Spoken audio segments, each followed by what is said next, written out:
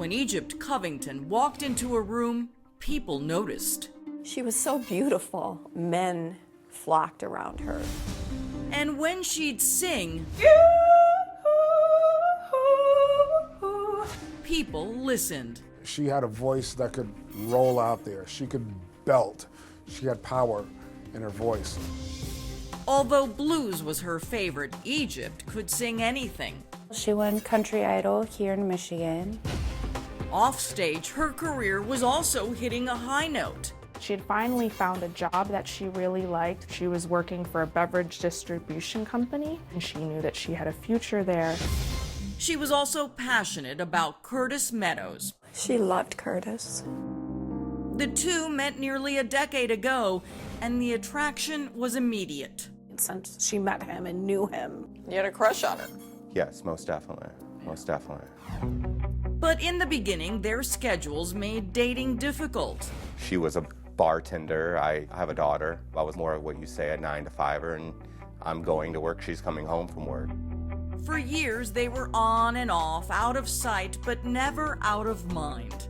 I thought about her constantly. Every scenario and situation I was in my life, I thought how much better it would be if she was there. Even when they were broken up, she loved Curtis. She always wanted to be with Curtis.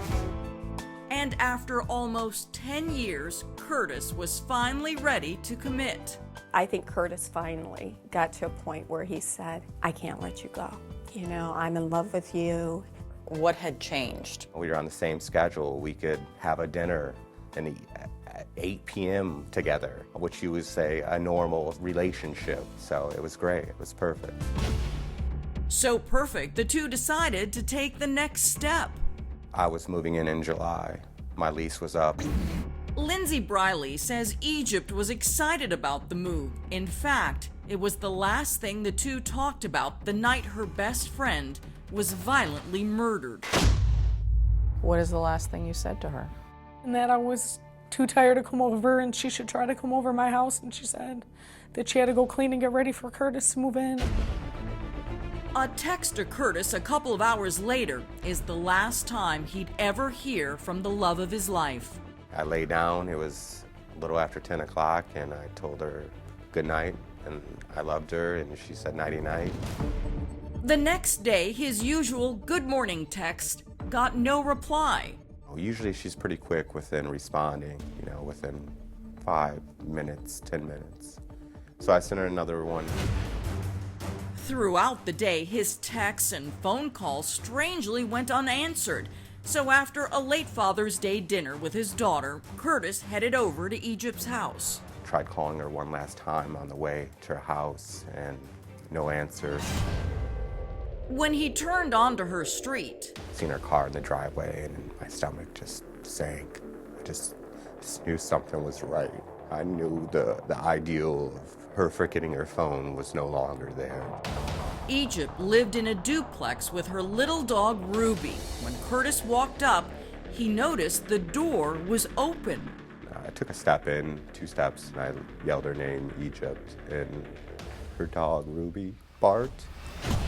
Ruby comes running into the kitchen, and Curtis immediately notices something is off. Usually when you see Ruby, she just can't wait to like jump in your lap and kiss you, but she just looked at me, made eye contact, and turned around like, follow me.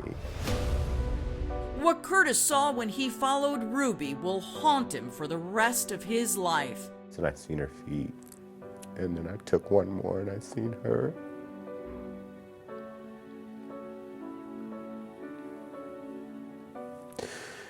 She was bound with her hands behind her back in a fetal position, laying on the ground, blood covering her head. And, you just know she's gone. Horrified at the sight, Curtis runs outside to call 911. I don't remember any of that call.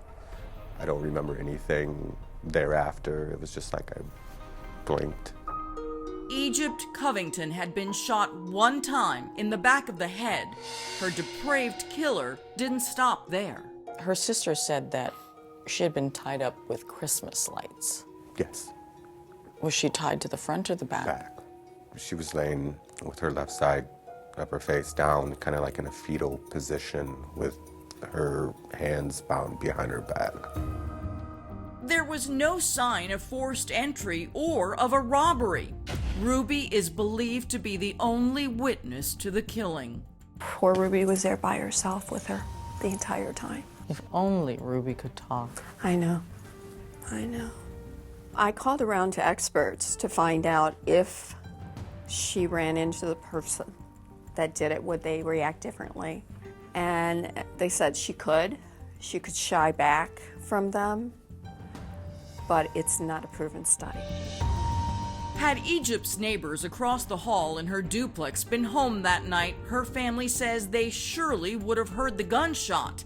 They believe it's no coincidence they were out of town. The person who did this knew her schedule, knew her neighbor's schedule. And they knew that her neighbors were out of town because everybody knew that her neighbors went to this festival. From day one, cops have said Egypt likely knew her killer. Her father, Chuck, agrees. Do you believe that she was killed by someone she knew? Yes. And if she knew her killer, then perhaps so do you. Probably. Who would want to kill your sister? That's what I'd like to know. That's really what I'd like to know. Initially, cops had one person in mind.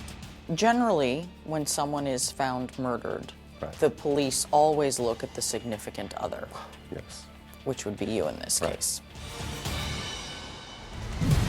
Up next, interrogated for the murder of his girlfriend. I was strapped down, taking a lie detector test. Plus troubling signs in the weeks leading up to Egypt's killing. It's very terrifying. I was scared for her. Well, The cops are pretty clear that it wasn't a robbery. Whoever killed her knew her. No, she knew.